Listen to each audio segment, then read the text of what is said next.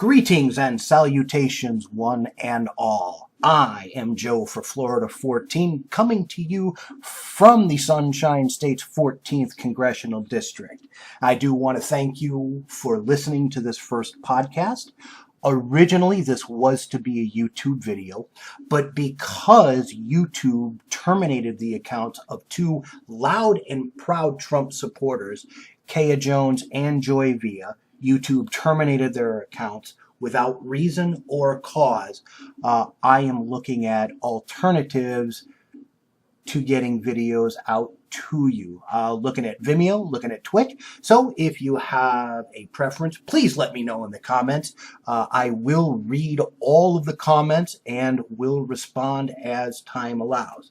Now, to quote Winston Wolfe, let's get down to brass tacks, shall we? The enemy of my enemy is my friend. A concept that originated in India in the 4th century BC. Now, I've been thinking about this a lot lately because of the way Republicans are fawning all over Julian Assange and WikiLeaks. And this is nothing but political convenience because Julian Assange is releasing dirt on Democrats, specifically Hillary Clinton and John Podesta. But we all remember a time when Republicans weren't all that happy with Julian Assange and WikiLeaks. We remember that time, don't we? Now, for the record, in full disclosure, I do not like Julian Assange. I will never like Julian Assange. I do not trust Julian Assange. I will never trust Julian Assange. But again, this whole thing of Republicans fawning all over him today, when back in 2010, that wasn't exactly the case. So Sherman is going to set the Wayback Machine for 2010, and we're going to look at some Republicans who weren't very happy with Julian Assange at that time. Sean Hannity. How many times has Hannity had Julian Assange on his show recently? Well, in 2010, Sean Hannity openly questioned why the Obama administration wasn't doing more to find and arrest Julian Assange. I wonder if Sean Hannity remembers that. Do you remember that, Kitty? Do you? I don't think you were even alive then, weren't you? But that's okay.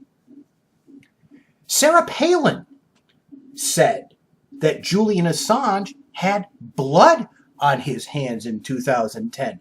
Now, to be fair to both parties, Sarah Palin did make amends with Julian Assange over that statement.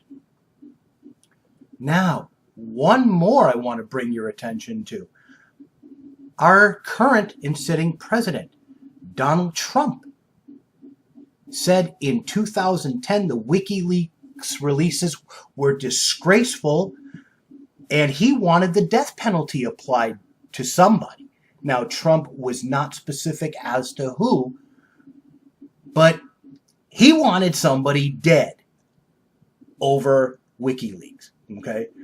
Now, all three of these people have recently praised Julian Assange and WikiLeaks for, again, releasing all the dirt on the Democrats that they recently had.